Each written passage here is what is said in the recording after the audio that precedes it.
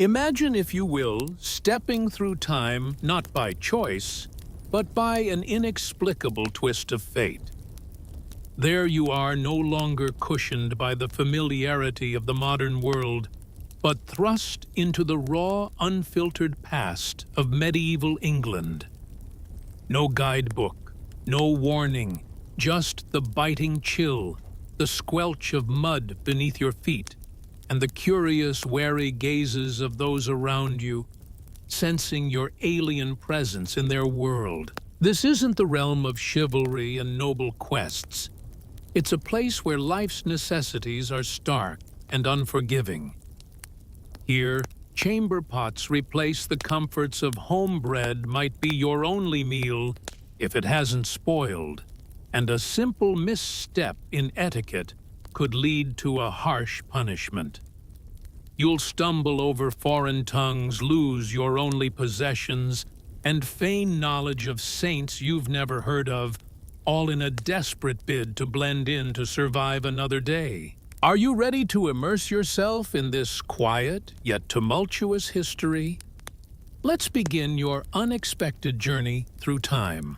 You awaken to a silence so profound it could crush you. Not the gentle quiet of your bedroom, nor the soft hum of urban life, but a silence that speaks of a time without electricity, without the incessant buzz of human activity. It's a silence that feels ancient, untouched, broken only by the whisper of leaves and the mournful call of a night bird. Your hands are cold, the air damp, and you're lying on the ground, the earth beneath you hard and unyielding. As you sit up, your heart pounds with a mix of dread and bewilderment. The darkness here is absolute, not the comforting night of the city, but a deep, oppressive blackness where your eyes struggle to discern any form. Slowly shapes emerge, the gnarled silhouettes of trees, the faint glimmer of a distant fire through the twisted branches. You reach for your phone out of habit, but there's no service, no signal. Just the eerie quiet and the realization that you've woken up in the wrong century. With only 3% battery left, your phone's lock screen transforms into a lifeline, the last tether to a reality you once knew. You inhale deeply, trying to steady your racing heart. That's when the scent hits you, a rich, earthy tapestry of smoke from wood fires, the dampness of leaves, the sharp tang of manure, and an elusive musk. This is the fragrance of a world untamed, unsanitized, a stark contrast to the sterile environments you've grown accustomed to. Where are you? The answer dawns with a mix of awe and dread. You're in the English countryside, but not just any countryside. The lack of familiar signs of civilization, stone roads, fences, chimneys, suggests you've landed in medieval England, perhaps the 14th century. How did this happen? The once humorous quip about a time machine no longer brings a smile. Now you must strategize. Rule 1. Do not panic. Rule 2. Avoid being seen. In this era, strangers might not spark immediate fear, but they certainly ignite curiosity.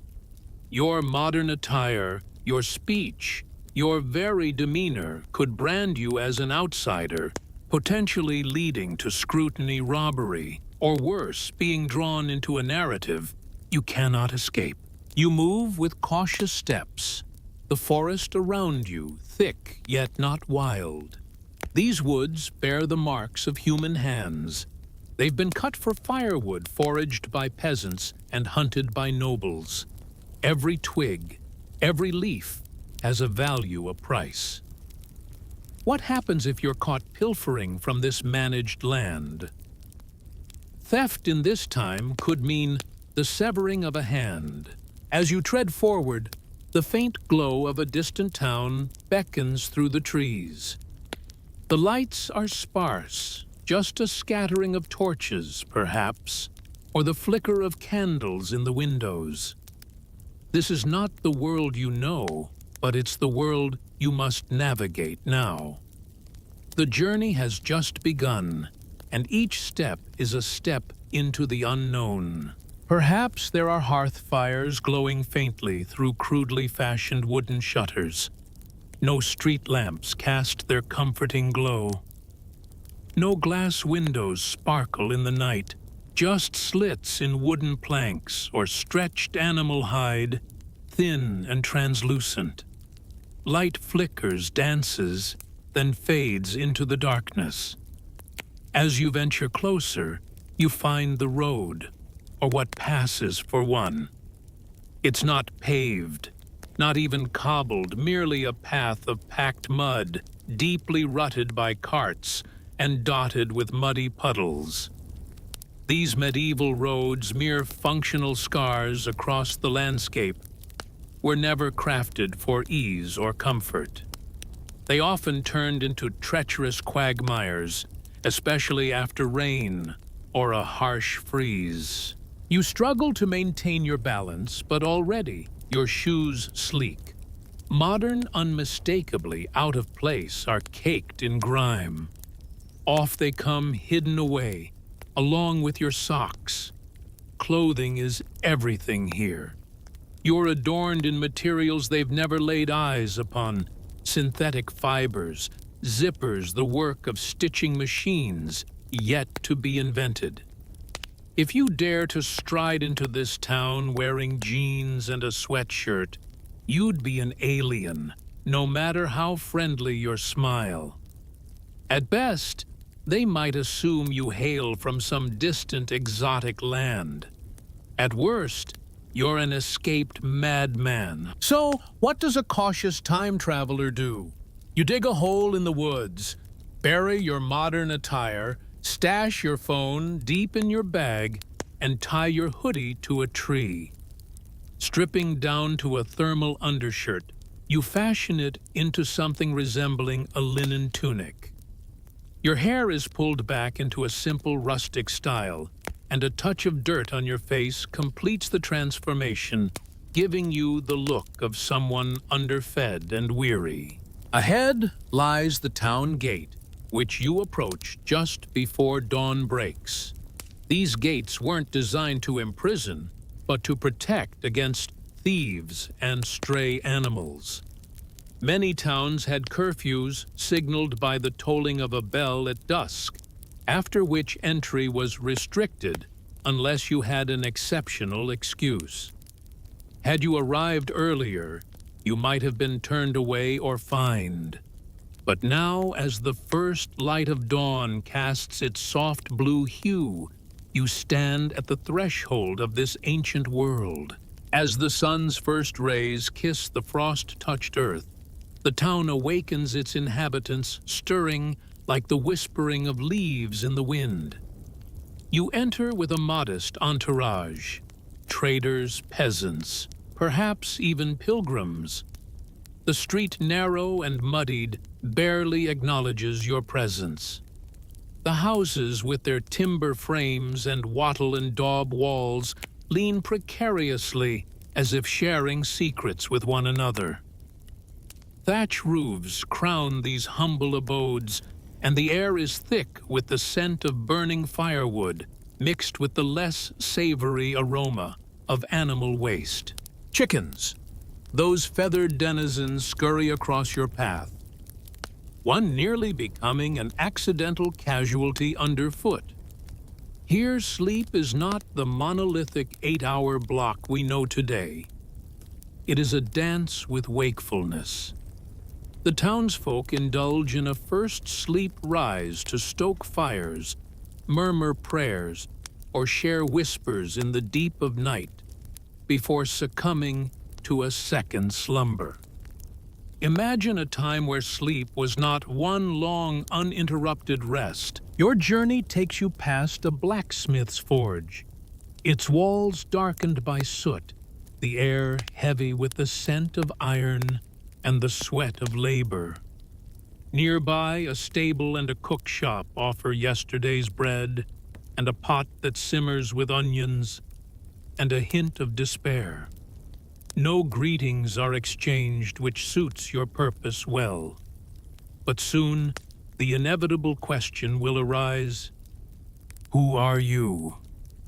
In this era, everyone is tethered to someone, a household, a guild, a parish, a trade.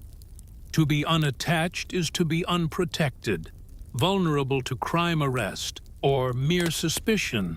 So you craft your tale. You are a pilgrim, a wanderer on the sacred path to Canterbury or Santiago de Compostela. This is the safest guise, for pilgrims are expected from all corners of the known world. You invent a distant village, praying, "None here have kin there."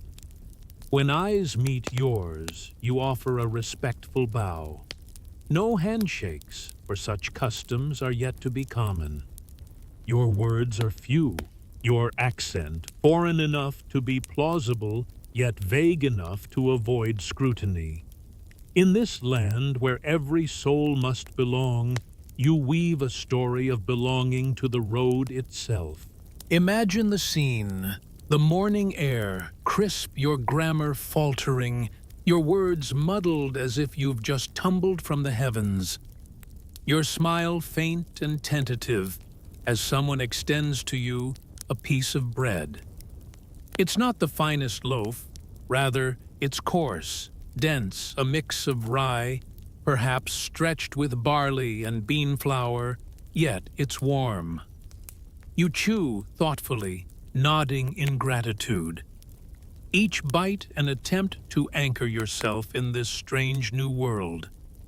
Just like that, you've navigated your first hour here, but the day stretches out before you like an unwritten tale. You've been awake for less than an hour, and already you are not who you once were. That's the way of this place. There are no passports, no identification, no prying into your past, only the stories you tell. And in this medieval England, your story becomes your shield. You need one, and you need it now.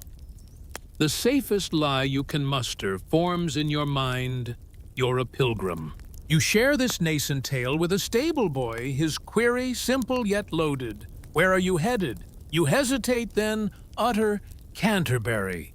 Not out of piety, but because under pressure, it's the only pilgrimage destination your mind can grasp. It's a stroke of luck. He nods solemnly and returns to his work with the straw. And there it is, your new truth. You are now a pilgrim on a sacred journey to the shrine of St. Thomas. Becket, the martyr, whose blood consecrated the cathedral in 1170. His death turned Canterbury into a beacon for the faithful, the desperate, and the hopeful. Pilgrims. They were everywhere in those days, weaving through towns, resting at inns and monasteries, traveling in clusters when possible, solitary when necessary. Some bore the scallop shell of Santiago, others carried staffs or tokens from shrines past. Most were of humble means, many bore the marks of illness, and a few were fugitives. But all shared the common thread of weariness, each step a testament to their endurance and hope. Now, you are one of them, woven into the very fabric of their world. The lie you've spun isn't merely a shield against the prying eyes of strangers. It's a comforting blanket you wrap around your own soul. You murmur it to yourself, each repetition, softening its edges, making it more believable. You are from a remote village, your journey solitary, because your cousin struck by illness could not join. Your pilgrimage to Canterbury is driven by the prophetic dream of your brother. You perform penance for a sin you dare not name, your lips moving in a barely audible chant, the Latin you've half learned, lending a veneer of authenticity to your prayers. Your tale a tapestry of half-truths and desperate needs secures you shelter. A monk cloaked in gray listens at a modest priory. His eyes do not linger on your odd accent or your faltering grasp of scripture. Pilgrims are expected to be peculiar. You claim to have walked for weeks, and he nods, his face etched with the same weary lines as yours. He ushers you into what can scarcely be called a room, a mere corner of a drafty hall where 3 others lay in restless slumber. One snores with the ferocity of a wounded beast, another whispers incoherently in his sleep. You clutch your borrowed woolen cloak closer, your mind racing to ignore the thought of bedbugs. Hospices and monasteries. These sanctuaries of medieval Europe are among the few places where weary travelers might rest without the clink of coin. The church, bound by both law and spirit, is obligated to extend charity to pilgrims. Yet this obligation is sometimes shrugged off. Perhaps the monk is weary, or the priory's resources are thin. Nevertheless, you are offered stale bread, a meager spoonful of pottage, and a sliver of floor by the fire. You eat what you are given, the barley pottage, gray and tasteless, each bite heavy with unshed tears.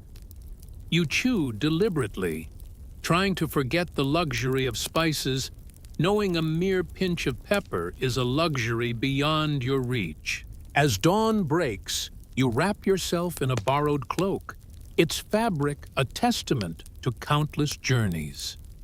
Your spoon wiped on a cloth that has known better days, and your bowl a relic perhaps older than the Magna Carta itself, are your humble companions. You're surrounded by fellow pilgrims, each with their own tales of hardship and hope. One limps his foot, a painful memory of the road's cruelty. Another's cough racks his body, yet he stands resolute, a testament to human endurance. They share their stories with a raw honesty that stirs your soul. A mother prays for her son's healing, her eyes brimming with tears of hope. A man, his voice heavy with regret, seeks absolution for a past stained by adultery. Another, lighter in spirit, speaks of wandering to escape the cold grip of debt back home. No one questions your presence. In the medieval world, pilgrimage blends faith, social mobility, and the art of escape. Here one could vanish into a new identity as long as they could keep their tale convincing. In this age, Google is unheard of, and trust is the currency of the realm. As you attempt to sleep, your mind wrestles with the fluidity of identity. Back home, it's a fixed entity, bound by names, photos, and biometrics. Here, it's as malleable as clay, shaped by the stories you tell. No one will challenge your yarn about your uncle's encounter with a monk in Morset Michel. They'll simply nod, for in this world, trust is a necessity, and fear its shadow. The morning comes too soon, the monastery's bell tolling for matins, before the sun dares to show its face. In the cold, your breath clouds the air, and though you don't know the prayers, you join in the communal murmur, your voice blending with others in a symphony of sound. After the service, a meager heel of bread is your sustenance, and you're nudged to move on. Pilgrims don't linger.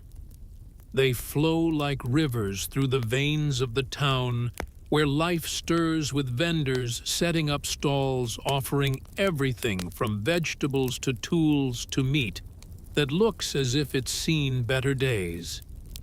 You pass a butcher shop, the scent of old blood and fresh air mingling, and you wonder, what stories does this town hold?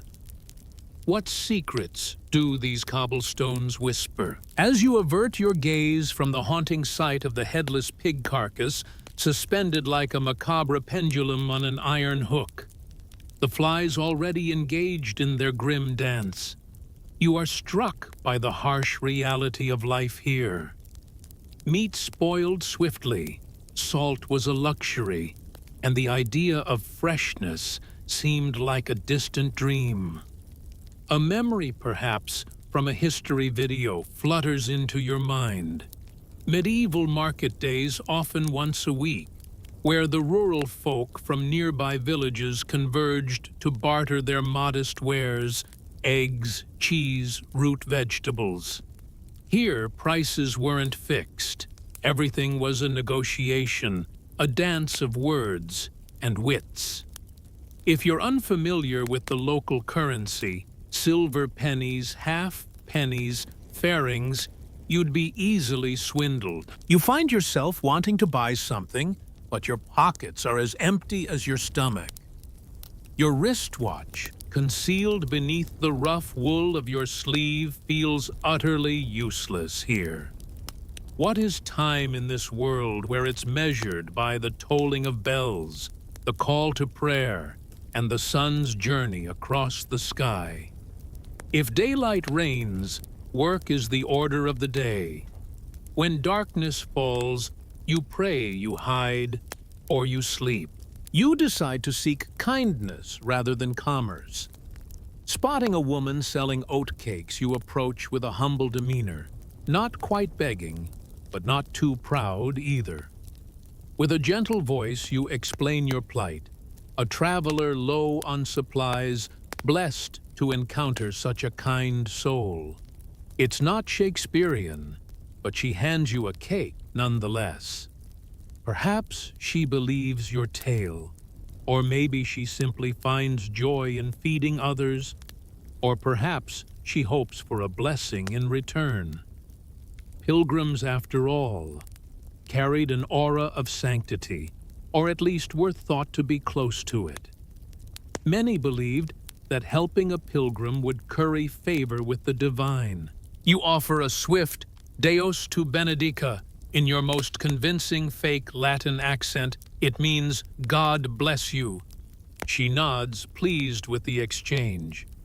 As you wander the cobblestone streets, the oatcake is dense, unsweetened with a hint of bitterness. Wormwood, perhaps. You chew slowly, savoring not just the sustenance, but the fleeting connection with another's soul in this unforgiving world. Perhaps it's just subpar grain, but it's sustenance nonetheless. You count your blessings, a single oat cake, 2 functional legs, and no fever in sight.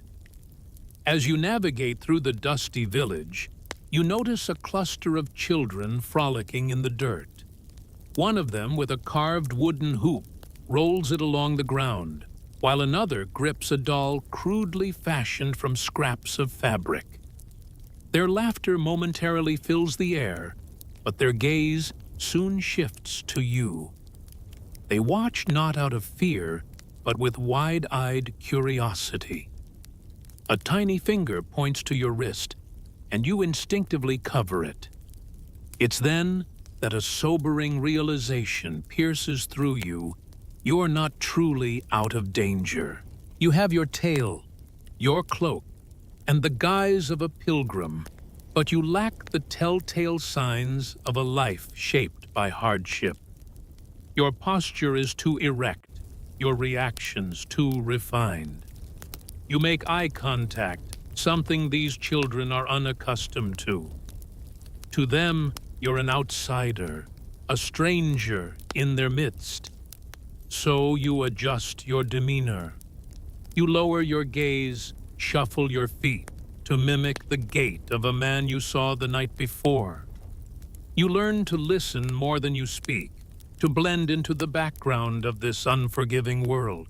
That evening, you secure a place to rest, a barn offered by a kind-hearted farmer in return for chopping wood. You agree eagerly before he even finishes his proposal. Within minutes, your hands blister, but he pays no mind, or perhaps he's simply used to it. Here, labor is just labor, and pain is merely a part of life. As you lay in the hay, forming a tight ball to ward off the chill, you rehearse your story once more. You're a pilgrim from the north on a journey to Canterbury, seeking penance always alone. And as the indifferent stars wheel above you, grasp a stark truth. In the harsh tapestry of the Middle Ages, deception is as easy as breathing. Awaken to the melody of birds, the morning's serenade, and a twinge in your neck that whispers of the night's discomforts. The straw beneath you has shifted a stubborn twig, now nestled uncomfortably under your shoulder blade. With a slow roll, you rise, swatting at the persistent gnats that dance around you, and greet the day with a squint into the gray expanse of sky framed by the heavy, low-hanging branches of an ancient oak. Here, there is no roof to shield you, only the interwoven canopy of leaves and the morning mist that cloaks the world in mystery. This is your new abode, a humble hollow in the earth, hidden behind a moss-covered boulder, a sanctuary off the beaten path, where one can vanish from the world's prying eyes. You've been fortunate indeed to find refuge here, and even luckier to have stumbled upon an offer of work. Not everyone would be so welcoming, especially to a stranger like you. It was the farmer's sister, or perhaps his wife, you couldn't quite tell, who mentioned the need for extra hands to gather firewood and herbs from the forest.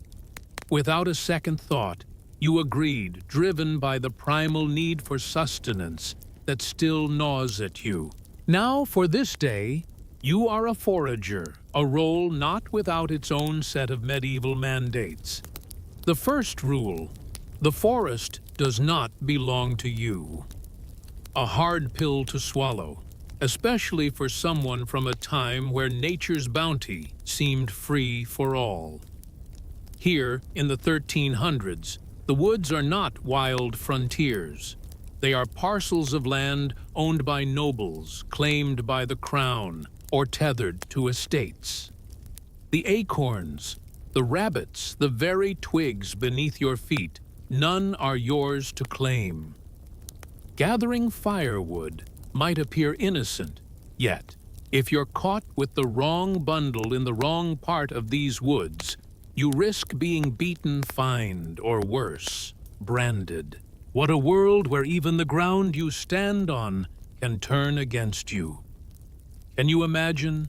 Every step you take, every breath of forest air you draw, could be someone else's property. In the epoch following the Norman conquest, when the forest laws were not only established, but also zealously expanded under monarchs like Henry II, the sanctity of the woods became a realm reserved for the elite. The royal forests, sprawling and majestic, were declared off-limits even to the peasants, whose very existence depended on the land's bounty. Imagine the severity a deer slain could lead to the gallows a trap set might cost you your hand. And the simple act of felling a tree could earn you lashes until your back was a tapestry of pain. So the second rule for survival in these woods: don't get caught. You move with the stealth of a shadow, skirting the edges where the forest whispers its secrets. In your hands a knife dulled by time, and a sack that once cradled barley now holds the fruits of your stealth. You gather not cut, collect, not chop. The forest at dawn is a symphony of subtle sounds, the scurry of squirrels, the mournful coo of a distant wood pigeon. No human presence breaks this serene tableau, which is precisely what you desire. After all, the most adept foragers are those who vanish into the tapestry of nature itself. Yet silence does not equate to safety. The woods, though rid of wolves and long devoid of bears, harbor their own perils. Wild boars, swarms of hornets, and above all, men. A sudden snap of a twig behind you sends your heart into a frantic beat. It's likely just a deer, but the possibility of bandits, those spectral figures of desperation, makes your breath catch. Here in these verdant shadows, outlaws, escaped serfs, and deserters from local militias find refuge preying on the unwary before melting back into the foliage. The king's law is but a distant echo here. Justice is as elusive as the morning mist. Thus you keep your head bowed, your movements swift and silent, gathering not just firewood, but also wheat herbs. The farmer's sister, know his wife. You've decided entrusted you with a list of these plants. Their names a melody in the air, yarrow mugwort and more. Each herb plucked from the earth adds to your survival. Each step taken a dance with danger. Here in the heart of the forest, every rustle, every shadow could mean life or death. You tread carefully among the foliage, spotting familiar plants like chickweed comfrey and plantain. A few you recognize, the others you feign familiarity, with your heart swelling with the lore of these green allies. These aren't mere garnishes for a meal. No, they are the essence of healing protection, and in some whispered tales, even enchantment. With reverence, you pluck them, each going into its own cloth pouch. Their names, a murmured chant, half prayer, half remembrance. A nettle's patch surprises you, stinging your hands, but you endure in silence, no gloves to shield you. You'll bear the marks. For now, it's a small price. At midday, you seek respite beside an old tree stump. Your lunch meager and hard, as the life you lead consists of a crust of rye bread and a dusting of salt from the depths of your pocket. You savor it as if each bite holds significance. Nearby, a stream runs its surface slick with algae. You cup the water, drinking deeply. The taste is of the earth itself, a flavor you might rue in the hours to come. But your beer supply has dwindled and water must suffice. Your gaze catches on a cluster of mushrooms beneath an elm tree, their caps, white stems delicate. You pause, heart pounding. Here, mushrooms are a gamble with death. One misstep, and you could find yourself in a ditch skin, ashen mouth, frothing. The medieval wisdom passed from mothers to daughters speaks of death caps destroying angels and fools' mushrooms. Yet they also celebrate the safe ones, puffballs, morels, field mushrooms. You decide against the risk, leaving them untouched. The afternoon is spent navigating through dense thickets, your legs scratched, your knees soaked from the bog. A bramble snags your sleeve, tearing it. You mentally note to mend it if you can find a needle. Your cloak is already worn, and your tunic carries the scent of every hardship you've encountered. Imagine, dear reader, as you traverse the forest paths, your thoughts meander like the gentle streams around you. What must it be like, you ponder, to live this life, not just for a day, but for every day? Can you fathom such a reality? In the humblest corners of the world, the poorest villages, the widows, the orphans, and the landless peasants' survival often hinges on what they can forage from the earth's bounty. Some have even turned this act of gathering into their livelihood, selling herbs and firewood in the markets. Yet these forest workers, these keepers of ancient secrets, are not celebrated. They are often dismissed as vagrants, barely acknowledged, except when their goods are needed. But oh, the depth of their knowledge! They possess the wisdom of the ages, knowing precisely which tree yields the purest sap, which root can quell a fever, and which moss holds the best healing properties. Their lore is whispered from generation to generation, never penned, always at risk of fading into oblivion. How many invaluable secrets have slipped away unnoticed? By the time the afternoon sun dips low, your sack is heavy with your day's gleanings. Your shoulders protest with each step, your fingers stained and pricked by thorn. You tread carefully, retracing your path to avoid the unknown, for to be lost in this medieval forest is not a romantic notion, but a dire threat. No GPS, no signs, just the looming darkness and the setting sun. Will you make it back before night claims the sky? Emerging from the woods as twilight paints the sky, you find the farmer waiting. His gaze lingers on your haul, a grunt of approval escaping him. His wife wordlessly takes the herbs, replacing them with a turnip in your palm. Your payment. A part of you wants to voice your discontent, to declare that a day's toil should not be rewarded with mere root vegetables. But you hold your tongue.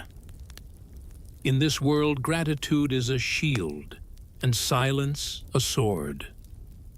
You nod, uttering a soft thank you. She offers no smile, but neither does she offer rebuke. You sit by the fading embers, the turnip's bitterness, a stark contrast to the warmth of the fire.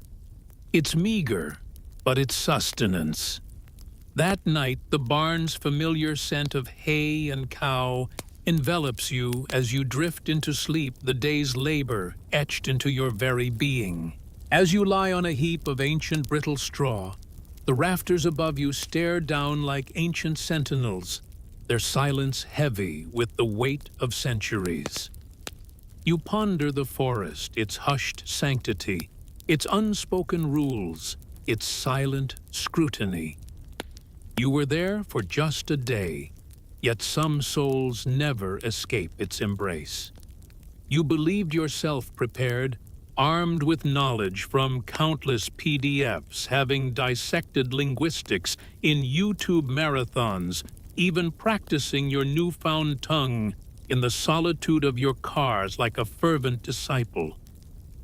God de you had whispered with a proud smirk to your reflection, the words rolling off your tongue like an incantation. Akumin from Feoran, you thought. You had it. You were set to mingle with the locals, to deceive them all with your mastery.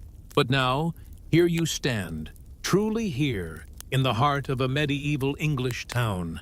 The market square cobbled and uneven underfoot, the air thick with unnameable aromas. The townsfolk's voices, like the clatter of stones in their mouths, weave a tapestry of sound you can't decipher. It's not merely the accent nor the slang. It's as if they're speaking a language you've never studied.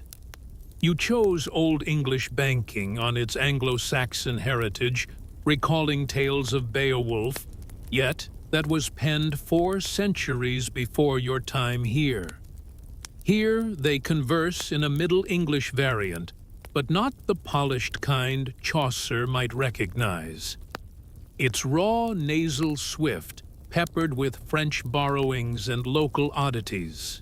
Attempting to eavesdrop on a negotiation between two traders, you struggle to distinguish if they're arguing over fish prices or accusing each other of sorcery. Suddenly, a shout pierces the air. "Hoy, that be on reeve! What's told me off, ye soak in it he." You blink, disoriented. "Sorry." You manage your voice a whisper. The man squints suspicion in his gaze. "Bay daft or Flemish?" You mutter something about a sore throat, your heart racing as you shuffle away. A silent vow forms in your mind, speak only when absolutely necessary. The forest, with its quiet judgment, seems a distant sanctuary now. You thought language would be the least of your worries when you arrived in this strange land. You'd braced yourself for battles with disease skirmishes, with violence, or the lurking dread of dysentery. Yet, here you are realizing with a jolt that your tongue, not your body, might be your undoing. The moment you speak, you become an enigma. A person who looks the part, perhaps even smells like they belong, but whose speech is a bizarre tapestry woven by monks and time travelers. Your word choices jar, your rhythm falters. And heaven help you. If someone attempts humor, you've learned that laughter can be more daunting than any weapon when the punchline eludes you. A baker's jest about a hedge priest's sausage leaves you laughing nervously, only to realize from his puzzled look that he might not have been joking at all. Or was he? Or was it an insult? You find yourself resorting to mime more often, much more. Hungry, you rub your belly. Tired, you point at the sun and yawn. Need directions. You stride forward with feigned purpose, silently praying someone might follow. This isn't communication. It's a desperate game of charades for survival. Later that day, under the looming shadow of the parish church, you catch two children squabbling over a wayward sheep. The older one bellows, "Nay, I faint, saw it go by the breck," while the younger retorts, "Nay, it was thine eyes, gone adult fool." You feel more alien than ever. You begin to hoard phrases in your mind, attempting to decode their essence. Fain might mean glad or wanted. Breck could signify some sort of hill or field. You're not even sure what linguistic century you're stumbling through anymore. Then there are the solitary words, lone sentinels in this linguistic battlefield. After the Norman conquest, French seeped into English like wine into linen. Nobles now converse in a clipped, smooth dialect laced with Latin and French, while the common folk speak with a robust, guttural force, their words thick with the weight of their labor. In this peculiar realm, the very air vibrates with the echoes of class distinction, where even the pronunciation of a simple word like bread reveals the chasm between those who till the land and those who sleep on it. You attempt a polite pardon to a noble, and he acknowledges you with a nod. Yet utter the same to a stable hand, and he responds with a dismissive spit. Desperate to bridge this communication gap, you summon fragments of Latin from your memory, a grave error. A friar overhearing your textbook recitation probes into your ecclesiastical education. Panic sets in. You stammer, "Rome." He frowns, delving into inquiries about church councils, names you've never encountered. Coughing to cover your ignorance, you limp away a new rule etched in your mind. Latin is for prayers, and even then sparingly. Later, in a bustling cook shop, you endeavor to buy what you believe to be a pasty. Pointing at the item, you catch the cook's eye. 2 farthings, she declares. You extend a handful of pennies. She selects 4, then, with a sharp slap, claims a 5th. You blink, bewildered. No more, she grumbles, handing you something that reeks of a barn floor. Cheers, you say out of habit, and the room freezes. Realization hits like a thunderclap. Cheers is not a word of this era. Not like that, they murmur, staring as if you've uttered a profanity. One man chuckles, another's eyes narrow. You mumble, "God give you good tomorrow," and dash out. What a revelation. You had thought literacy would be your ally, but here signs are scarce. And when present, they're a chaotic jumble of phonetic spelling, barely decipherable. A house might be Alihus one day and Alofs the next. In this world, reading doesn't help. It confounds. In this land, the scribes of the quill and parchment, the clerics weave their tales in Latin, leaving the common folk in a fog of ignorance. Even street signs, when present, are nothing more than crude illustrations. One tanner's stall boasts a primitive sketch of a cow paired with a knife, while another, in all seriousness, simply nails a turnip to a wooden board. Here, you might as well be illiterate, joining the ranks of the many who navigate this world without the luxury of letters. The peril, however, lies not in the bewilderment, but in the treacherous dance of miscommunication. Utter a misplaced word, and you're branded a madman, a foreigner, or worse, bewitched. Picture this one evening as twilight cloaks the town, a staggering drunk bumps into you. Instinctively you murmur, "Sorry, my fault." He peers at you, squinting in confusion. "My fault. What's this sorcery?" You hastily correct yourself. "Forgive me, I was clumsy." It barely suffices, but it's enough to avoid further trouble. Here words can indeed wound. There's no gentle Yelp review, no customer service to smooth over mistakes. Here life teeters on the edge of violence, suspicion, and insult. You soon learn to adapt to survive. Your speech becomes simple, your sentences short. You mimic the locals even when their words puzzle you. I becomes your affirmative nay, your negative. Gestures become your second language. Questions only if someone else ventures one first. You listen more, speak less, and it aids your cause. By the close of your 4th day, you can order sustenance without being swindled. You've learned to reply to greetings with a semblance of understanding. You've even elicited a chuckle from a young boy with a well-timed use of the word ass. You remain an outsider, perhaps, but one perceived as less threatening. That night, as you lie in the loft of the monastery, gazing at the ancient rafters above you, ponder, is understanding this world possible, or will you forever be a stranger in a strange land? As you lie on the straw mattress, its prickly touch against your back serves as a stark reminder that survival here isn't about what you know, but how well you can mimic. You've managed to stay alive not through wisdom, but through the art of copying, learning to replicate before you could even fathom why. Here, language isn't merely a tool, it's a relentless examination. Every conversation feels like a sudden quiz, in a language foreign to your tongue, where the stakes are high and the penalty for failure unforgiving.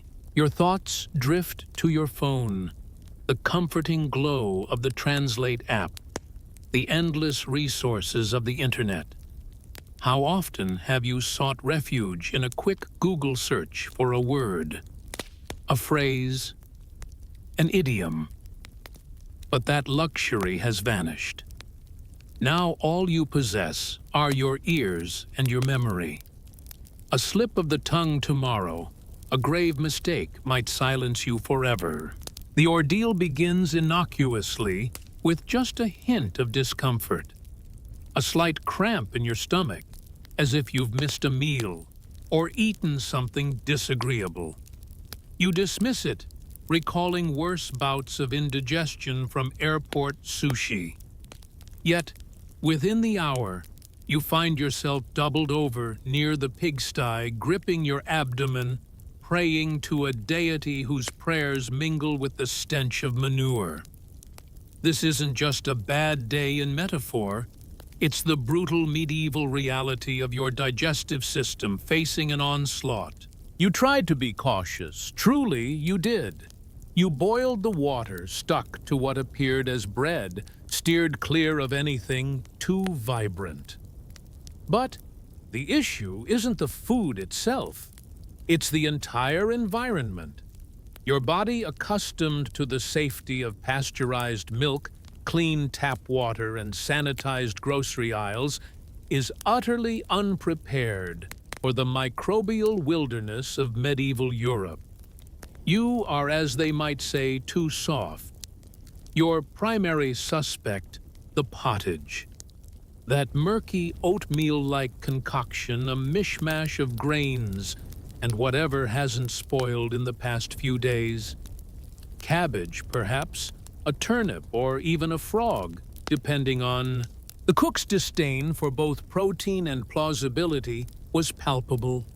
Day after day, the same pot simmered on the hearth, an endless medieval stew that seemed to carry the weight of time itself, seasoned with despair and whatever else might have accidentally tumbled in during unguarded moments. You were well aware of this concoction, yet you consumed it nonetheless. And now your stomach churns, as if it's staging a dramatic reenactment of the Norman invasion.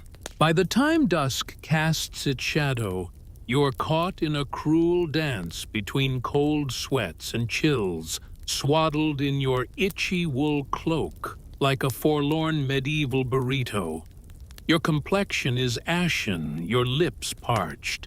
You reach for a mug, hoping the weak, watery ale, the only drink deemed safe here, might offer some solace. But even this turns traitor, betraying your trust. This isn't merely food poisoning. It's as if your immune system is throwing a fit, like a chihuahua caught in a thunderstorm.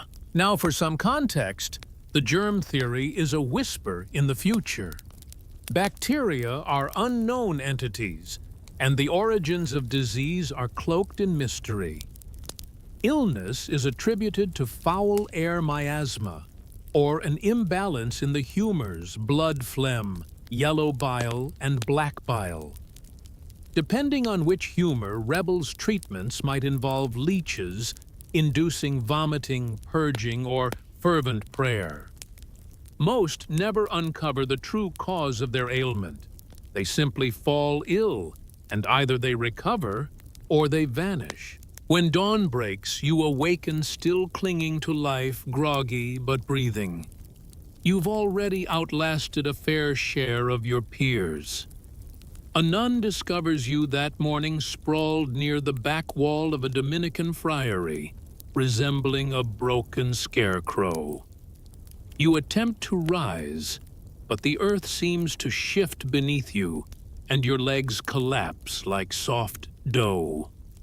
She doesn't hesitate, merely lifts your chin, peers into your eyes, and slips something bitter and slippery into your mouth. The taste is revolting, reminiscent of tree bark soaked in regret. In the depths of vinegar-soaked sorrow, you try to expel the bitterness, but she hushes you with a practiced, gentle authority. You chew, you swallow, the taste of sadness lingers, yet you do not retch. A small triumph. She doesn't pry into your identity, nor does she turn you away. Instead, she places a rough cloth against your forehead, her lips moving in a quiet prayer. The Latin words, a mysterious melody to your ears. You catch snippets, phrases of mercy, healing the fragility of human existence likened to dust. You nod a feeble affirmation, for that last part resonates deeply within your weary soul. This, you will come to understand, is one of the rare mercies of the medieval world. While medicine might be the stuff of nightmares, charity flows through the veins of society, particularly through the church.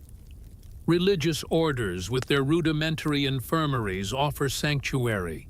Monasteries with their dedicated hospitalers, monks or nuns sworn to care for the sick, even the destitute, uphold the sanctity of hospitality.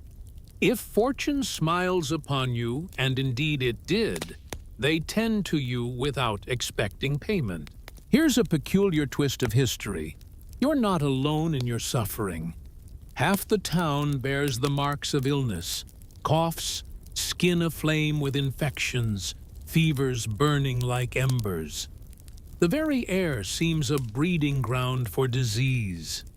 Sanitation is a concept discussed in theory hygiene, a luxury of the seasons and medicine. Well, it's a patchwork of hope and guesswork. Yet against all odds, people endure. For the next 2 days, you remain almost motionless. The kind woman, perhaps an angel in disguise, allows you to rest on a straw mat by the wall, near enough to the infirmary for watchful eyes. A young girl, her eyes wide with concern, brings you a thin broth in a chipped wooden bowl. You manage a few sips, each one a Herculean effort. Exhaustion grips you not just superficially, but deep within, as if your very bones ache with fatigue. Every joint protests, your spine feels like it's been trampled by time itself, and your breath reeks of decay, as if you've been chewing onions in a crypt. And you suspect your shirt hasn't seen the light of day since you lost consciousness. You'll express your gratitude when you can, for now every fiber of your being is focused on survival. Ah, the moment you conquer the art of sitting upright, a symphony of bells pierces the air, heralding the noon hour with a clamor that resonates through the very marrow of your bones. Here time does not bow to the digital tick-tock of modern watches, or the silent notifications of smartphone apps. It is the bells, the sacred heralds of 7 canonical hours, each a divine waypoint in the day's journey. You find yourself inadvertently schooled in this ancient rhythm, becoming a disciple of the bells, a soul attuned to the primal drumbeat of hunger, the chorus of gut sounds, and perhaps in a feverish hallucination, the surreal sight of St. Peter astride a flaming goat. By the 3rd day, you have mastered the art of walking, albeit at the pace of a snail. In a gesture of gratitude, you take up a broom, sweeping the courtyard, with legs that seem to have forgotten the very concept of standing. They wobble, they tremble, yet they hold. The friar, a sentinel of your recovery, watches, with a nod of approval, his eyes reflecting a mix of amusement and respect. He offers you another lump of that peculiar root, a concoction of perhaps wound licorice, or just plain earth. You chew it not for the taste, but for the ritual as he claps you on the shoulder, a gesture heavy with meaning, possibly a blessing or a stark warning. You've been ill, desperately so. Yet here you stand, A statistical anomaly in the annals of history where illness was not a mere inconvenience, but a frequent visitor, sometimes a permanent one. In the Middle Ages, life was a gamble. Infant mortality rates were ghastly, and the average life expectancy barely kissed the number 35, skewed by the relentless reaping of young lives. If you survived past 10, you stood a chance. A fleeting chance to see half a century. But sickness, it was an old friend, an expected guest at the table of life. When it came for those around you, your neighbor, your child, your beloved, you grieved, but only briefly, for life demanded you press on. There were always fires to stoke fields, to plow mouths to feed. In your convalescence, another truth dawns on you. People here speak of sickness differently. There are no clinical terms, no sterile discussions. Instead, there's a raw, unfiltered acceptance, a communal acknowledgement of the fragility of existence. How different, how starkly beautiful is this perspective compared to the detached, medicalized view of illness in your world. The air is thick with the aroma of fresh bread, the tang of smoke, and the earthy scent of dung and sweat as you step out into the morning light. The world feels more vivid, more real than ever before. You've survived, and in the Middle Ages, that's no small feat. It's a triumph, a testament to your resilience. In this world, long venting sessions are a luxury no one can afford. There are no endless discussions about symptoms. No sympathetic texts asking, "How are you holding up?" Instead, people shrug it off with phrases like, "It's the season," or "It's God's will," or simply, "It happens." In a time where illness is rampant and medicine is a mere whisper of hope, speaking about it does little to ease the burden. So they choose silence. It's both humbling and chilling to realize that should you fall ill again, and chances are you will, your luck might not hold. You might not encounter the compassionate nun or find yourself near a friary. You could very well collapse in a gutter unnoticed and never rise again. Yet here you are, stepping out of the friary, a little bent from your ordeal but overwhelmingly grateful. The friar gives you a hearty pat on the back, a silent acknowledgement of your survival. The girl with the broth offers a shy smile, her kindness a balm to your weary soul. You attempt to express your gratitude in the local dialect, but what comes out sounds more like, "I kneel in the direction of your turnip." They don't correct you, perhaps understanding that your heart, if not your words, speaks the truth. You leave the friary 7 ounces lighter, but richer in spirit. The world smells sharper, the air crisper, and life in this moment feels precious. You awaken with a new zest for living, only to realize after a few disoriented seconds that your bag is missing. You pat the ground around you, peer under your straw mats, and even under the mat of the man snoring beside you with the subtlety of a charging ox.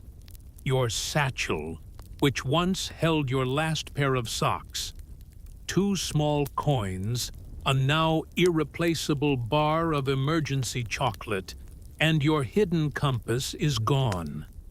With it vanishes any illusion that you were starting to blend in seamlessly with this ancient world. You sit up, your gaze sweeping the surroundings, searching for signs of your lost possessions, feeling the weight of your displacement anew. In the quiet hush of a back alley, morning breaks. In a town that neither knows your name, nor would it pause, if you fell lifeless on its cobblestones. The air is thick with the distant toll of a bell marking the hour, while a nearby vendor's voice, as rough as sandpaper, bellows about his cabbage loud enough to soften the toughest of meats. Life, indifferent and relentless, churns on, but not for you, not as you had envisioned. Let's be frank, you've just been robbed, and in this town, it's as if a silent agreement has been made to overlook such misfortune. There are no police stations here, no patrols on horseback scribbling notes or radios crackling with urgency, no dispatcher on the line asking, "What's your emergency?" The only semblance of law enforcement is the bailiff, whose primary concern is collecting taxes, not chasing after your pilfered belongings. You attempt to share your plight with a woman sweeping her doorstep. She looks up, offers a shrug, and mumbles something akin to, "Welcome to town." You relay your loss to a sympathetic friar who frowns, offers a prayer for your misplaced satchel, and muses that perhaps it was divine will. When you mention the word "stolen" to a baker, he laughs so heartily he nearly drops a tray of rye bricks, not out of disbelief, but because theft here is as commonplace as mud, poor dental hygiene, and the sudden flare of fires.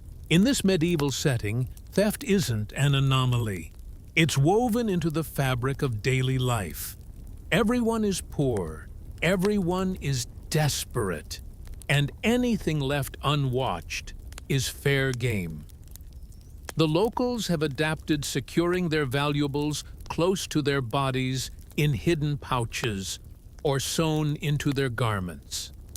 Wealthy merchants don't just employ boys as apprentices, but as human alarms trailing behind to deter thieves.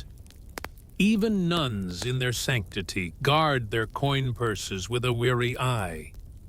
Here sanctity bows to scarcity, and knives, they're not mere accessories, they're essentials. Every peasant, every merchant, carries one a silent testament to the harshness of life, where survival often hinges on vigilance. You return to the friary where you've been staying, the place that nursed you back to health after your first encounter with medieval digestive distress. There you recount the tale of theft this time, with a touch more flair, a sprinkle of sorrow, and a dash of drama. You lean into the tragic tone, as if narrating a Shakespearean tragedy. Brother Thomas, or perhaps it's Brother Matthew, who can keep them all straight, listens with a solemn nod, his face etched with a polite gravity. He vanishes into a side room, emerging moments later with something cradled in his hand. It's a knife. Small, its blade dull and rusted, the handle cracked but somehow fitting perfectly in your palm. You try to return it, feeling the weight of its history, but he refuses to release it. With a gesture, palm flat, knife up, he walks away, leaving you with a silent command. Keep it with you always. In this medieval world where the law bends like willow in the wind, this gesture is not merely kindness, but necessity. Justice here doesn't march in lockstep with modern ideals. Courts exist, laws are written, but enforcement, that's as capricious as the weather. A constable might be appointed, but his power is as local as the next village, his priorities as skewed as a tavern brawl on a Saturday night. For someone like you alone, a stranger with no local ties or guild membership, this knife is more than a tool. It's a rite of passage. In this age, where might often trumps right, where guilds fiercely protect their own, you, an unknown foreigner, are on your own. Who would risk their standing for you? The answer echoes in the cold steel now warming in your hand. No one. But you stand apart from the guild-protected, the household-bound. You are the embodiment of vulnerability, a living target in this merciless world. Markets, those bustling hives of activity, are the most treacherous. Imagine the cacophony, the crush of bodies, the air thick with the scent of spices, and the clamor of haggling voices. Here, amidst the spectacle of street performers who draw crowds like moths to a flame, lies your peril. These throngs of onlookers create shadows perfect cover for the nimble fingers of a cut-purse, an artist in the act of thievery. Theft here is not just an event. It's woven into the fabric of daily life. Each merchant, from the weary apple seller to the vigilant butcher, has already tallied their losses into their prices. The baker buries his coins in flour, a clandestine treasure. The butcher's cleaver, gleaming and sharp, serves as both tool and warning. When thieves are apprehended, the spectacle begins. Oh, the drama of punishment! For petty pilfering, public shaming reigns supreme. Picture a thief bound to a pillory, enduring the sting of rotten vegetables hurled by an indignant crowd, or paraded through the streets wearing a sign that screams their crime. I stole a chicken. But beware the severity when the theft is grave or the victim influential.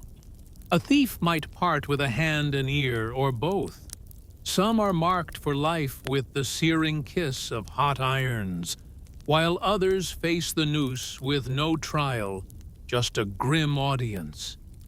The law might be lethargic, but when it stirs, its wrath is theatrical, brutal, and unforgettable.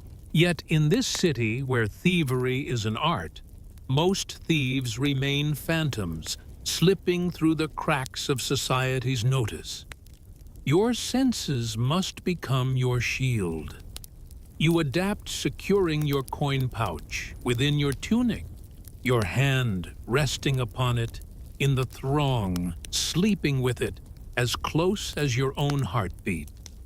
You learn to spot the telltale signs, the too close follower, the wandering hands. Here in this city where the law is slow but the thieves are swift, you must be swifter still. Concealed beneath a cloak, questions are posed with a deceptive air of indifference. In this world, you master the art of appearing destitute, a strategy of survival where you walk as if you have nothing, dress in tatters, and even feign a limp, ensuring that thieves overlook you as unworthy of their efforts. Your new mantra, remain unremarkable. By the baker's stool, you encounter a man, his face marked by the absence of 3 teeth and a knife scar stretching from jaw to collarbone. He extends to you half a cabbage and a tail, asking for nothing in return. You consume the cabbage, absorb the story, and depart with all your possessions intact. Is this not progress? Not every act of theft is born of desperation. Some are the work of professionals. Medieval cities thrived on an underworld of crime. Bands of cut-purses highwaymen lurking just beyond the town's edge, and fences masquerading as scrap traders formed an intricate network. Even sacred ground was not immune. During church services, pickpockets plied their trade, knowing full well that half the congregation was too engrossed in prayer to notice their purses disappearing. Taverns, too, were fertile grounds for these thieves, where travelers inebriated and boisterous were easy targets. Some innkeepers, ever the opportunists, not only turned a blind eye, but profited from the misfortune, taking a share from the thieves. In your brief time here, you've crossed paths with at least 3 such pickpockets. 2 have robbed you, yet one, in an unexpected turn, showed you how to walk in a way that signals you're not worth robbing. This one, you almost trust. Almost. By the week's end, you've become hardened. Words are scarce, your dull knife is clutched with purpose, and nods replace smiles. You steer clear of beggars whose boots outshine your own. A local calls you wise. You accept the compliment, for in this harsh world, wisdom is survival. Banhur.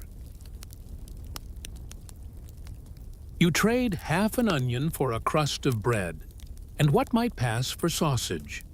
You eat it regardless. That night, huddled behind the warmth of a makeshift wall, you sleep one hand always on your pouch, wondering, just wondering if trust could ever be more than a fleeting luxury in this relentless city.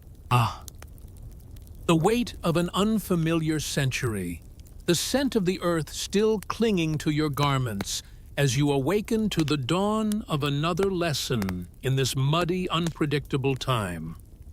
With the remnants of a restless sleep still upon you, your possessions miraculously intact, you find yourself at the threshold of a new day, a day that promises both warmth and wisdom, yet also the sting of humility. Imagine, if you will, a humble tavern, its walls echoing with the clamor of life. Here the bread is almost fresh, the stew merely whispers of offense, and the warmth from the hearth beckons like a siren's call. For a fleeting moment, as a local woman refills your bowl with a gentle smile, you dare to entertain the notion that perhaps, just perhaps, you've begun to master the art of survival in this foreign era. But oh, how quickly the illusion shatters. The choice of a table, seemingly innocuous, becomes your undoing. Near the fire where your frost-bitten feet yearn for warmth, you sit. The table you presume is but a table. How naive. The air thickens as the man closest to you halts mid-chew his spoon, suspended in the air like a sword before battle. Across from him, another lowers his utensil with deliberate slowness, and the third, an imposing figure with hands like ancient roots, merely stares. His gaze, heavy as frost or the scorching sun, pierces through your modern sensibilities. Why can't you sit there? The silence speaks volumes. You rise, your stew in hand, retreating to a bench near the door, where the cold is a lesser evil than the social faux pas you've committed. Here, in the shadow of medieval England, you learn that hierarchy is not merely about power, it's about place. And you, dear traveler, are out of yours. As you sit observing the subtle dance of deference and dominance, you begin to see it everywhere. In the way some do not yield the path, in the slight bow of acknowledgement, in the tilt of a head or the hue of a belt. Each detail, each gesture, a silent testament to the rigid tapestry of social order. In this world, every seat at the table, every step in the street, is a declaration of one's station. And you, with your modern guise, must navigate this labyrinth with newfound caution. The grand tapestry of medieval society, where each thread, each individual weaves its part in the intricate design of life. You see the clothes they wear, the way they speak, the very air they carry themselves with. These are not mere choices, but declarations of their station.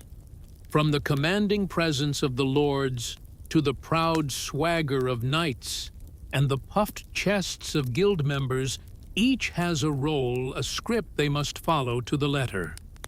Even the children with their innocent eyes know instinctively to whom they must bow, as if guided by an unseen hand of tradition. But you, dear traveler, are a paradox, a blank canvas in this vividly painted world. Your missteps are glaring like a beacon in the night. You bow too deeply to a merchant's wife, and while she might laugh, her guards do not share in the jest. You raise your voice at a servant, only to find your stew tainted with his silent vengeance. And when you attempt to justify your ignorance to the baker, his gaze pierces through you. Then you shouldn't be here, he declares, not out of rudeness, but necessity. In this era, survival hinges on understanding your place in the societal order. There are no modern markers of identity, no badges or profiles to declare your worth. Your garments, your words, your posture. These are your resume, your identity card. These signals dictate how others perceive and treat you. Step out of line, and the fabric of society begins to unravel. Most were born into their roles and died within them. A villain, a serf, bound to the land, could not dream of becoming a merchant. A tanner was expected to remain just that, a tanner. The few who dared to ascend did so through the church or military valor, but even their ascent was measured in generations, not years. You encounter a man named Will near the blacksmith's forge. His eyes carry the weight of years of watching others stumble through the unwritten rules. He offers you a primer, not all of them, for that would take weeks, but enough to keep you from further missteps. Remember, he whispers with a weary smile, do not touch anyone. Here in this world, where every gesture, every word is laden with meaning, you are learning to navigate the delicate dance of medieval life. As he speaks, his words wrap around you like the finest silk, yet he warns, not even silk if it chokes you. Your eyes flutter in confusion. What if they need help? You murmur. And from a respectful distance he advises, then pray for them.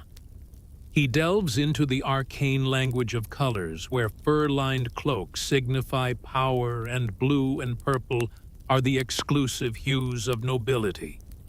Green is acceptable, but only if it's not too fine.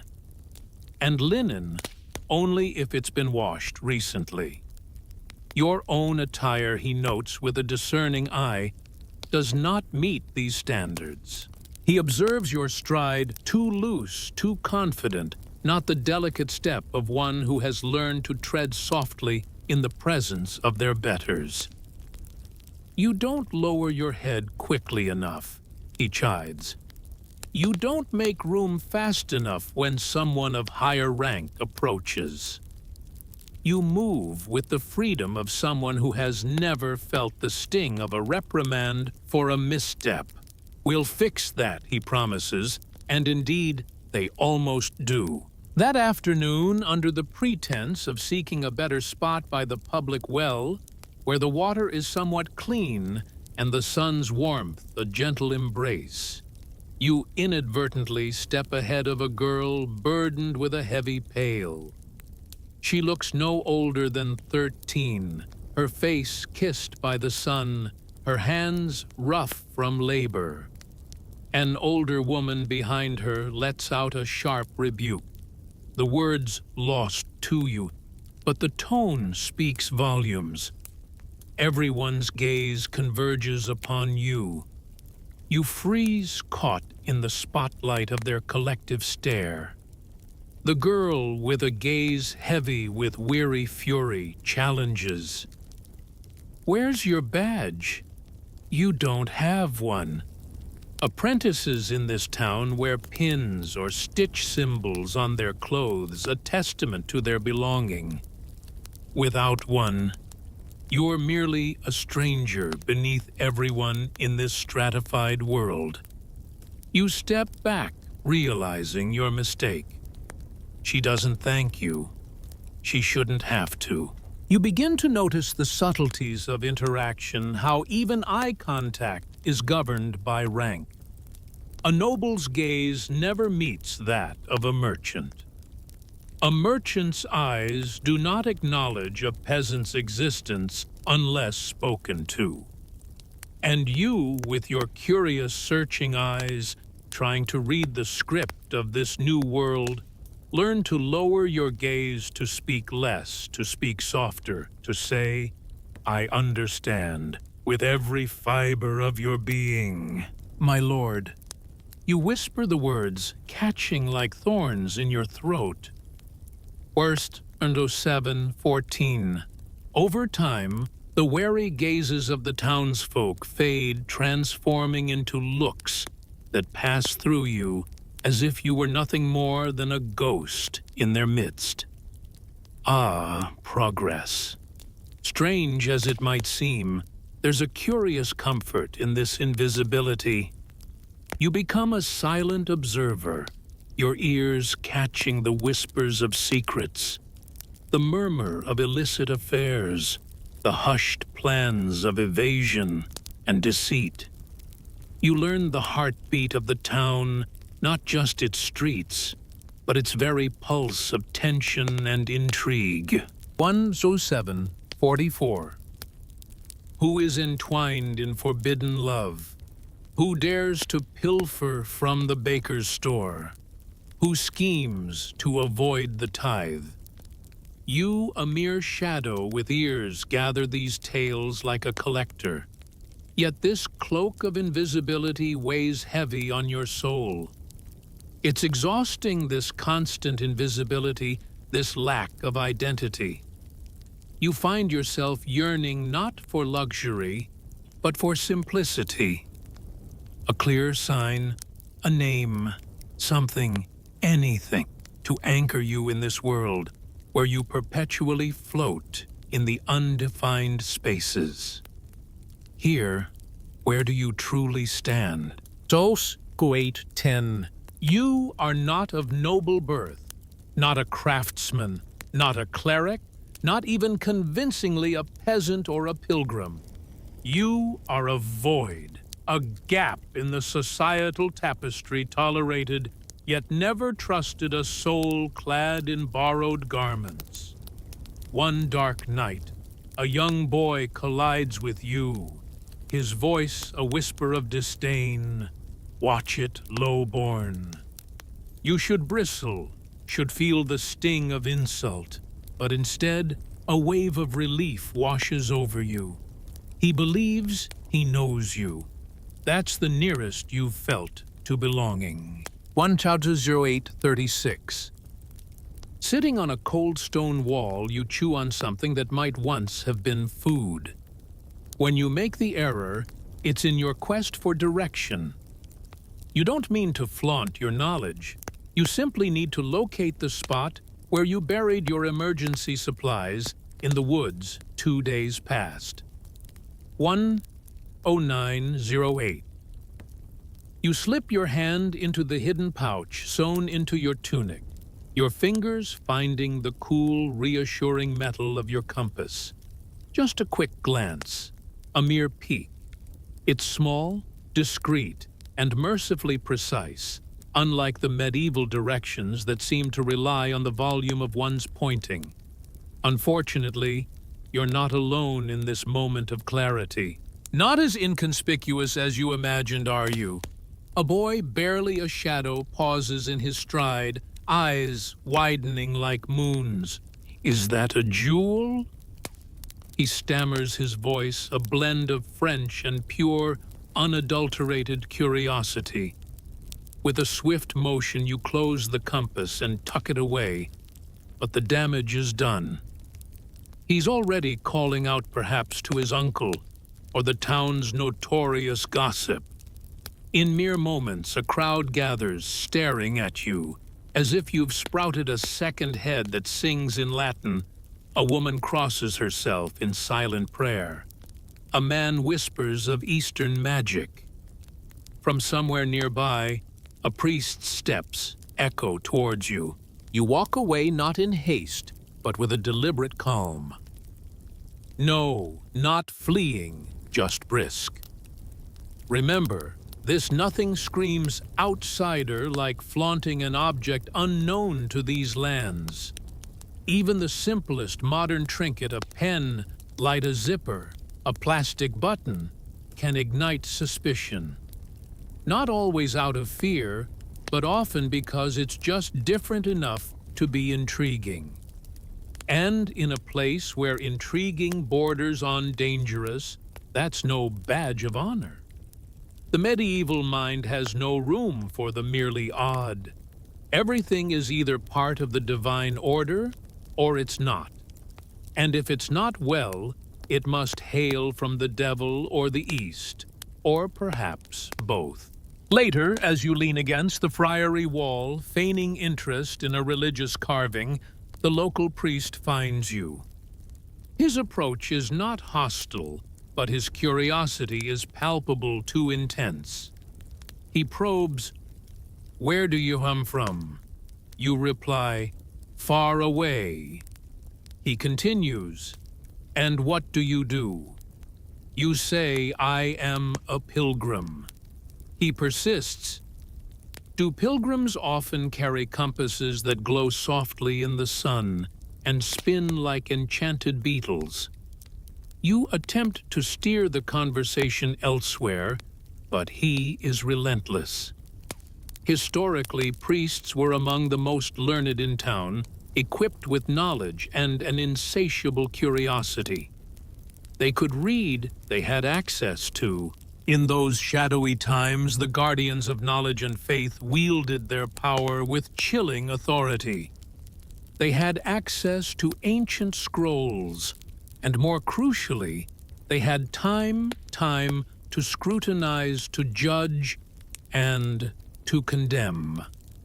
Their sacred duty to uphold the moral and spiritual fabric of society, which often translated into deciding who posed a threat. By the 1300s, witch trials were not yet rampant, but the hunt was on for heretics, sorcerers, and those unfortunate souls deemed suspicious for merely being foreign. The church required no concrete evidence, only the whisper of unease, a couple of murmurs a lapse in attending Mass, or an inexplicable compass. That fateful night, your heart heavy with caution, you ventured back into the forest, not just to its edge, but deep into its heart, beyond the berry bushes and the stinging nettles. You passed the very tree where just last week your curse echoed so loudly that the squirrels have yet to forgive you. Finally, you reached the spot. With a flat stone, you began to dig, your hands numbed by the cold earth. There it was, your secret trove. A tin of waterproof matches, a backup compass, a protein bar, and a laminated card labeled emergency contact. You stared at it, a pang of loneliness piercing your heart. No emergency contact here, just you alone in this perilous world. You buried the compass deeper, this time wrapped in linen, and after a moment's hesitation, the protein bar too.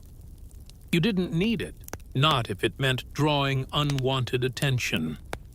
You kept the matches ready to claim, if questioned, that a friar taught you the art of striking flint. You were adept at weaving these little lies.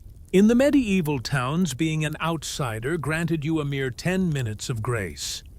Beyond that, curiosity demanded details, names, maps, saints. Simply stating, "I am from a distant land," wouldn't suffice. It wouldn't earn you a polite nod. Everyone in medieval Europe hailed from somewhere, and everyone knew someone from there. Slip up once, and they'd suspect deceit. Slip up twice, and they'd deem you dangerous. You had already slipped twice this week alone, so you adapted your strategy. You became quieter, your words fewer, your presence less conspicuous. The forest, your only confidant, whispered back in the rustle of leaves as you pondered the weight of your solitude. You find yourself bowing more frequently, your voice a constant murmur.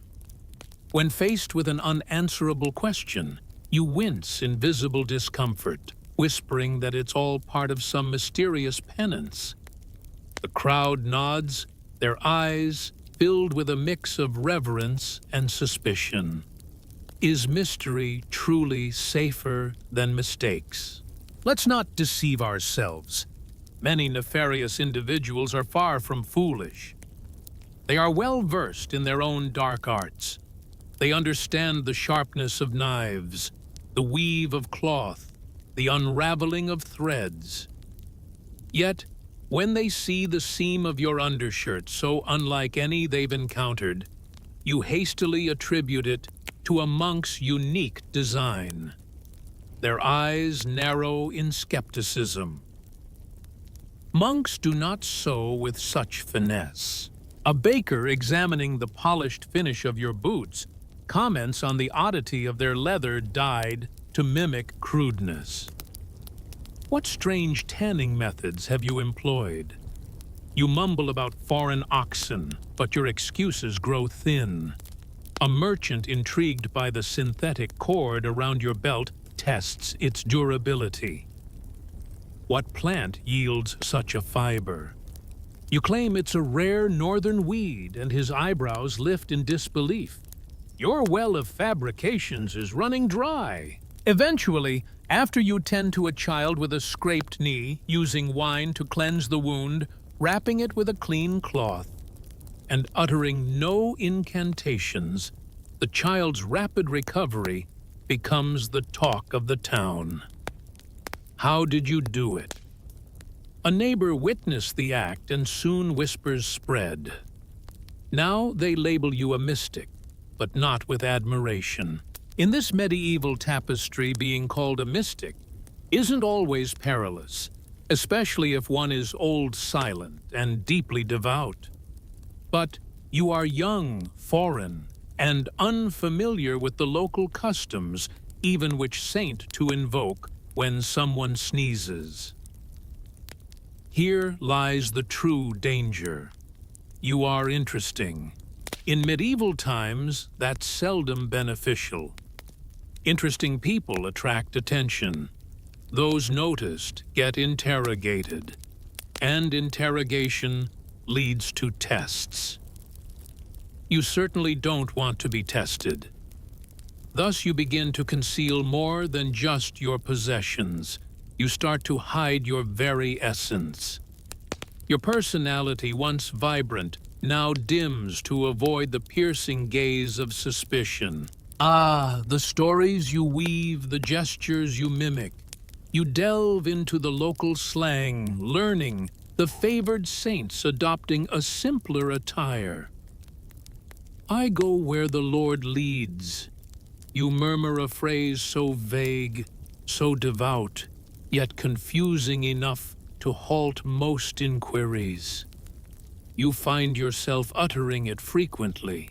One crisp winter day in the bustling market, you catch sight of another outsider. She sports sandals, a cloak too pristine for the season, and inquires about the price of a pie in perfect textbook Latin.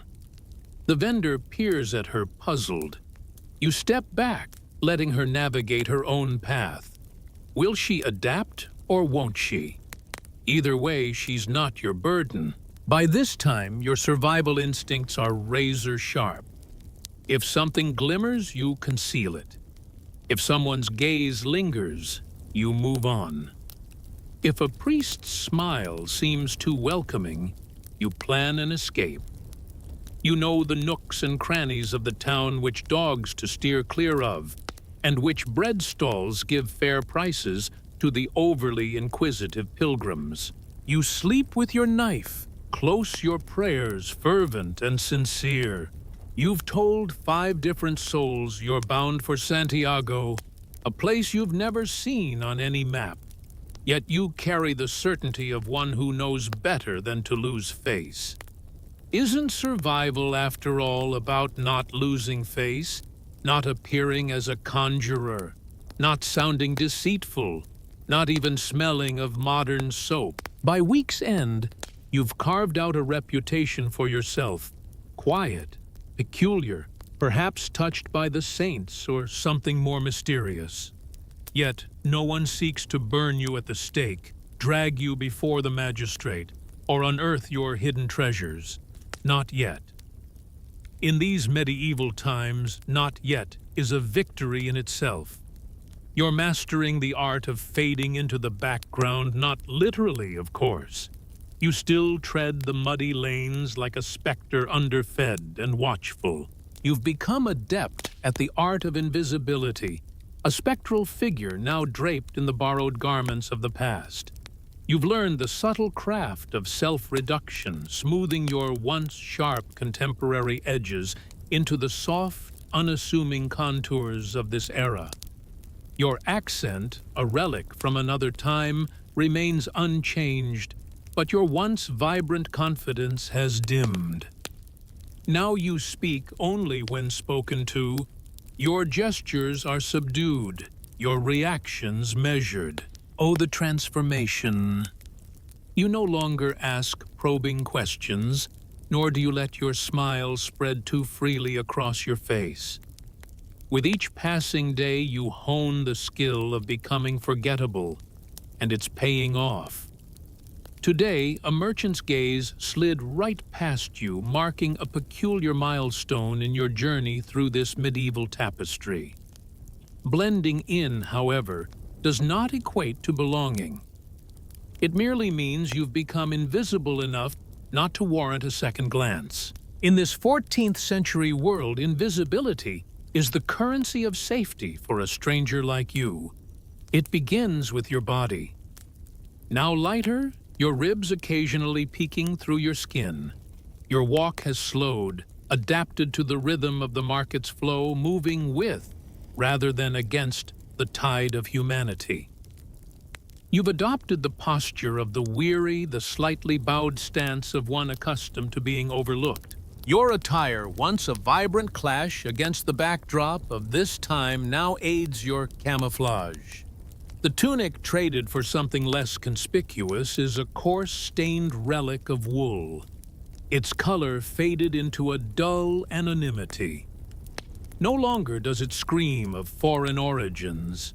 Instead, it whispers of the earth, of the dust and sweat of daily life.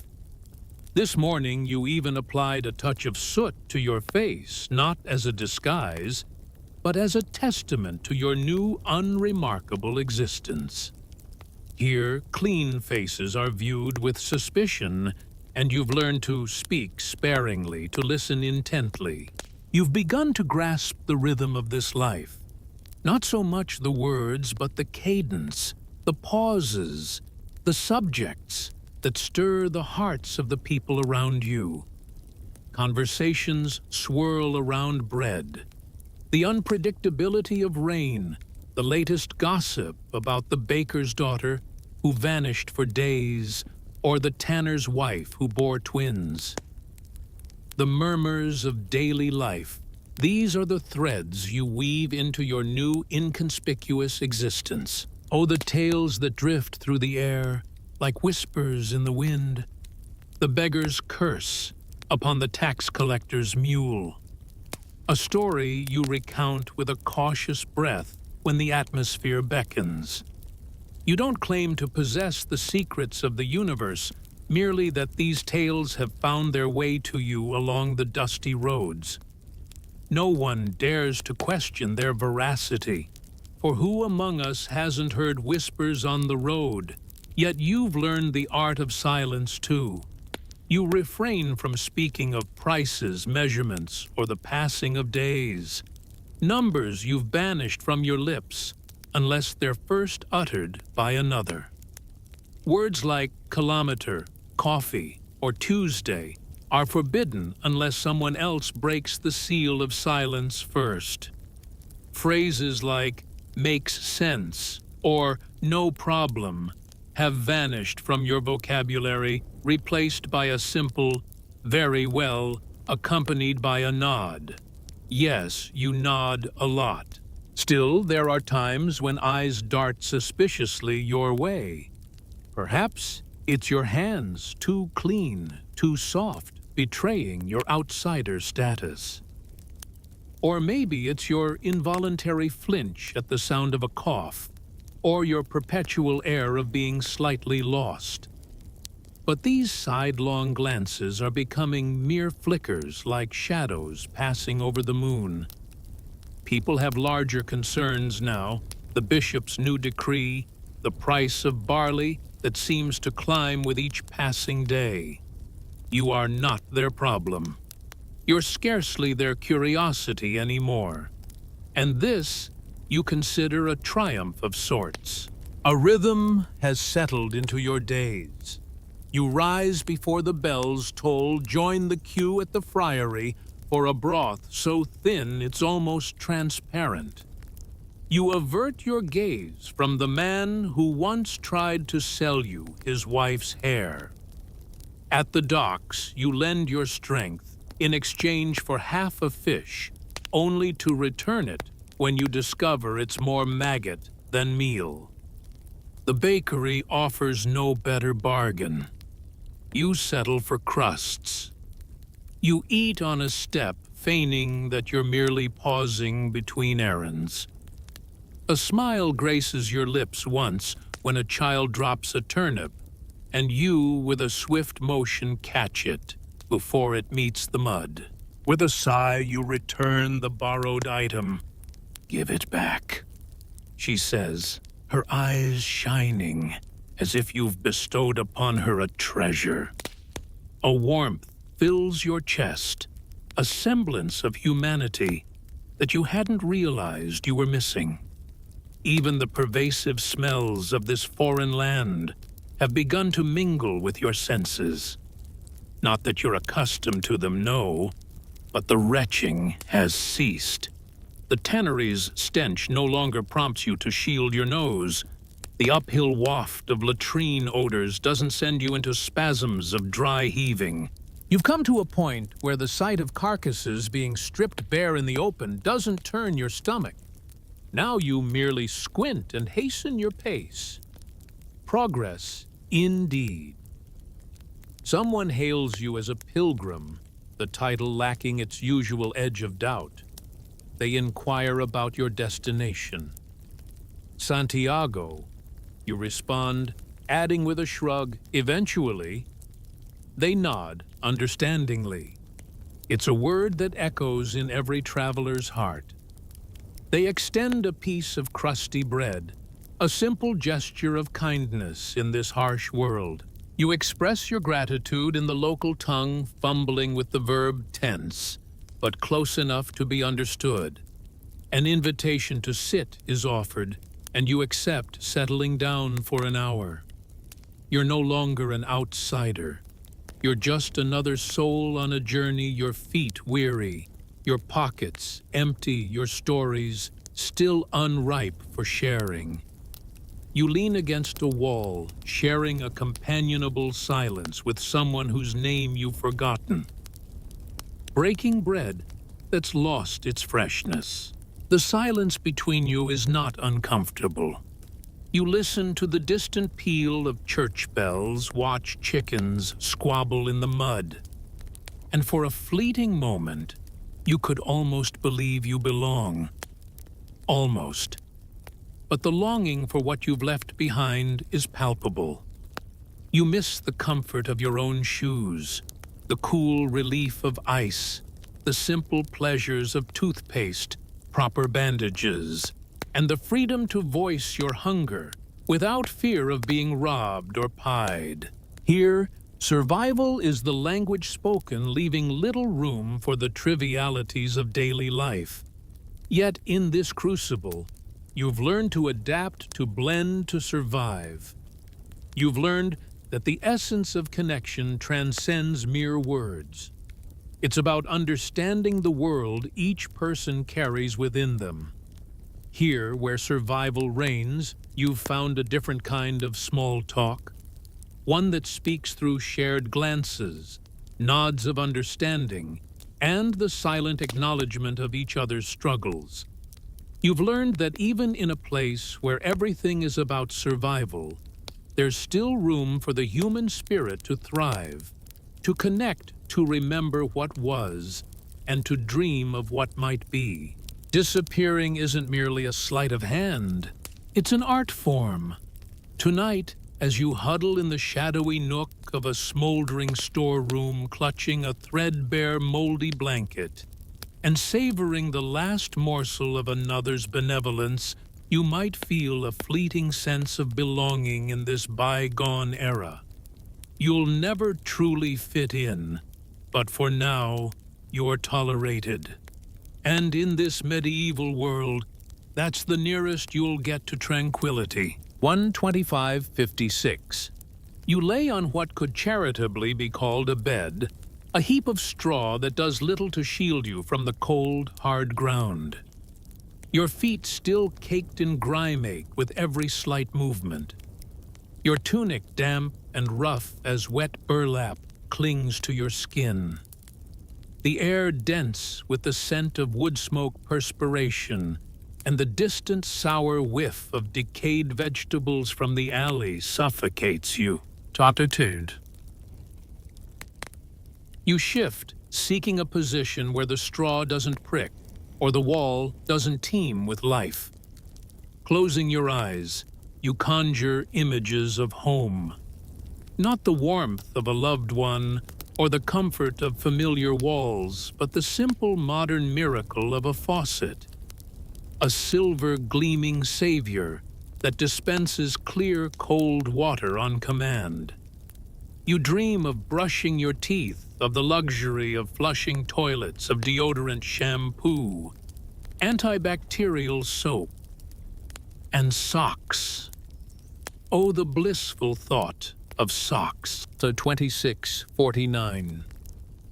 Then the rooster crows, shattering your reverie.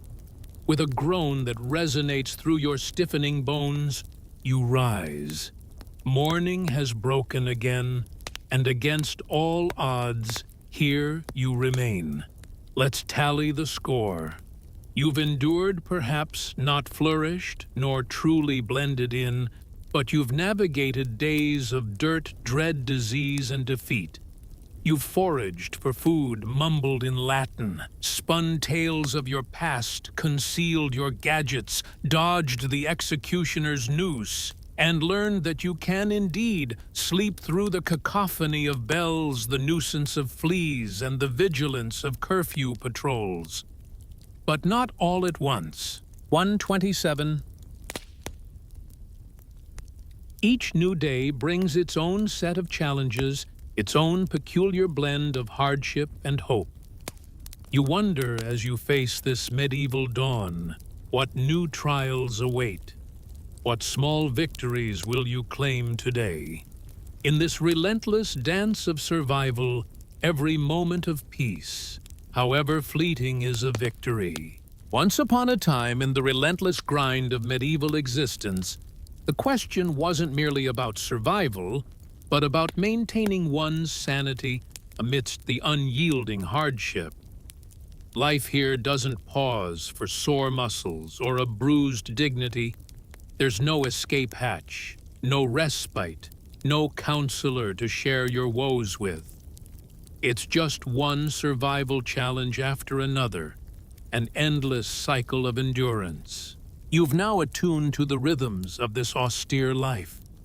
The morning bells peal from the church tower, a solemn reminder of the day's toil. The aroma of bread, when it's nearly gone stale, fills the air, a scent of necessity rather than indulgence. You've mastered the art of nodding just enough to be courteous, yet not so much as to appear subservient. The locals speak in guarded tones, their words laced with an unspoken question of your place among them. Yet their curiosity never quite reaches the point of inquiry. The town has embraced you in the only way it knows how, by largely ignoring you unless you falter. And falter you nearly have on several precarious occasions, like the time the priest inquired about your relic, or when you almost responded with a modern "okay" instead of the expected "very well."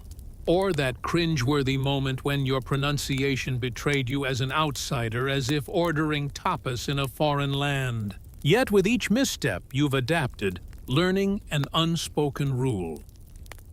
Don't be memorable. To be remembered is to be suspect. To be forgotten is to be secure. You've transformed into a mere blur in the crowd, just another weary traveler, another unremarkable face in the marketplace. You've also learned to live with less. No forks, no fresh garments, no privacy, no comforts. The most sophisticated item you possess is a rusted knife and a borrowed sense of vigilance. This week, your culinary highlight was a pottage, where the beans were actually visible, a small victory in itself.